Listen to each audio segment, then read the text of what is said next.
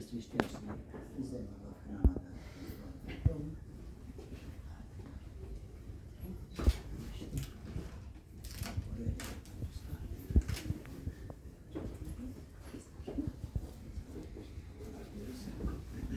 Благодаря на всички, които уважихте нашето събитие. Благодаря на отец Павел. Влизам в кметската надпревара от името на младите, с младите. Това е бъдещето на Благоевград, бъдещето на Режим на младите. Много се радвам, че има толкова млади хора, които са зад мен. Това, което искам да кажа на всички, не само на тях, че ние първо искаме, второ можем, трето знаем как.